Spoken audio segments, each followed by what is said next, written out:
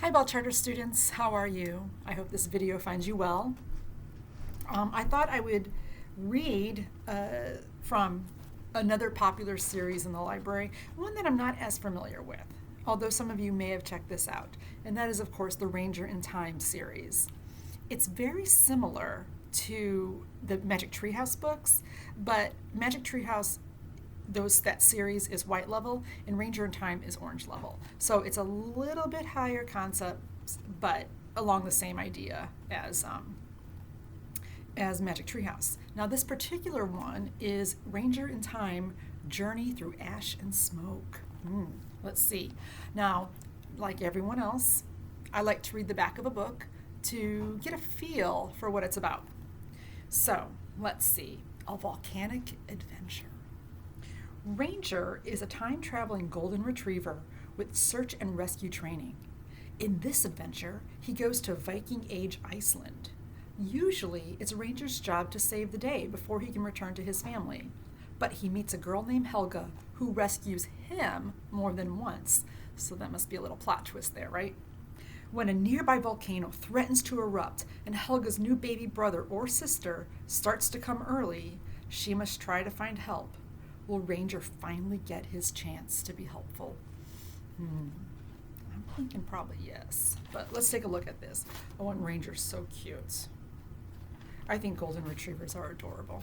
I don't have one, but I just think they're amazing dogs. Chapter 1, Runaway Horse. Rain blew sideways as Helga hurried home with a basket full of eiderdown from the lake shore. The nests of plump black and white birds were lined with soft feathers in early summer.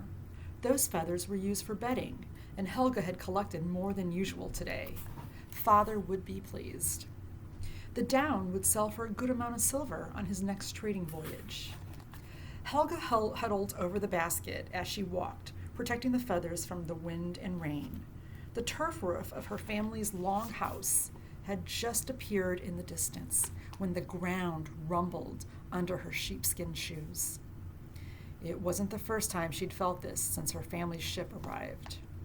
They'd left Norway as the snow was melting, in a boat loaded with sheep, goats, horses, and grain. They'd packed fishing lines, nets, and hooks so they could eat until the barley grew.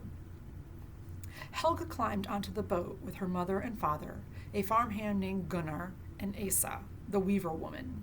Helga was an only child, but her mother's belly was fat with a baby that would arrive soon. Helga knew her father hoped for a boy to help with the new farm, although of course Helga can help too, because boys and girls can do anything the other can, right? Two other families had piled onto the boat with Helga's, and they'd set off to sea. Helga remembered the sound of the sail flapping and snapping in the wind as their ship cut through the frigid ocean. Father had read the sun and stars to find their way, because there's no GPS, so they needed, and they really didn't have a map either, so they needed to know where the stars were so they could follow it and to get where they were going. After 7 days of pounding icy waves, Iceland's jagged cliffs and ice-capped mountains had appeared in the distance. Their ship had landed in the calm harbor near the farm where her father's brother lived with his family. Helga knew she would never forget her first look at this new land. The plumes of smoke that rose from the earth were like nothing she had seen at home. Not only did the earth here bubble and send up steam, it trembled from time to time as well. This morning, the shaking was stronger than usual. Helga flopped her dress over her basket, hugging it to her chest, and ran the rest of the way home. When she reached the longhouse, she pushed open the heavy wooden door and stepped inside. The rock weight that hung from the door frame dropped to pull the door closed behind her. New sounds replaced the drumming of the rain. Restless sheep bleated in the stalls. Asa hummed at her loom. Stew bubbled as Mother stirred a pot over the fire at the center of the hall. "Where is Father?" Helga asked. She pulled off her kerchief and placed it on a bench alongside the basket of down. Out chasing Rasta, That horse spooks so easily, Mother shook her head. Your father had gone to see Ingar Olafsson about their property arguments. But then the trembling began, and the horse took off running. I will go help father search. Helga was good with the old horse and liked to remind her father that she was a hard worker. She could do any job a son could do and get it done long before the new baby grew old enough to be useful. So she tightened her cloak and started back out in the rain, into the rain, wind and rain.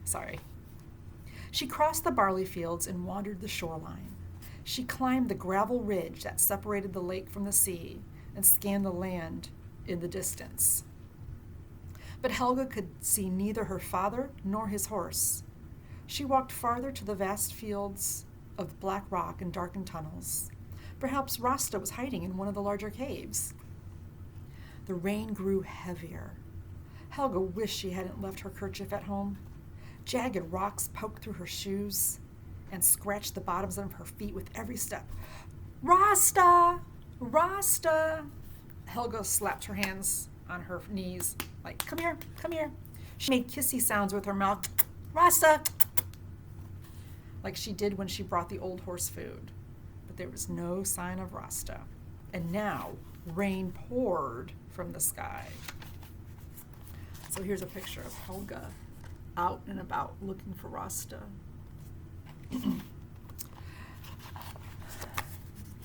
Helga skipped from rock to rock over the rushing creek, slipping and sliding on the wet stones. Father! Rasta! She shouted, but the rain swallowed her words. She would never hear father, even if he called back to her. Helga ducked under a stony bridge that spanned an area of soggy grass and ferns. Beyond that was a rock tunnel. Helga crouched low and crawled into the sheltered dark to catch her breath. The streams that flowed from the mountains were already rushing from the rain. Helga knew, even from her short time in this land, that too much water could sweep a person away. She would have to turn back. She hoped father had found Rasta and was already on his way home. Helga shook off her cloak, took a deep breath, and climbed back out into the blowing rain. She turned to where she thought the long house must be, but the clouds were so thick and low she couldn't see past the rocks in front of her. Helga turned, but the view was the same in every direction. Walls of cloud and water coming down faster than ever. Was her family's longhouse before her or behind her? She couldn't figure out where she was because of all the clouds and fog and everything. The water puddled under Helga's feet. She splashed forward, but she had no idea if she was headed for home or headed in the opposite direction. That's kind of scary to not quite know. She couldn't see the stream that cut through a wide crevice in the rocks nearby, but she could hear it roaring. Father! Rasta! She called. But only the wind answered. Yikes, that's pretty scary to be out like that in conditions where you're not quite sure where you are. And especially the danger of not only being on the rock where she could slip and hurt herself, or as she mentioned, the water and everything could wash her away to sea and she'd be lost forever, potentially even drowning. So, yikes. I hope Helga is okay, but we will find out in our next installment. Until then, though, Bell Charter students, I hope you stay safe as well and take care. I miss you so much, and I cannot wait to see you again. I'll talk to you later. Bye.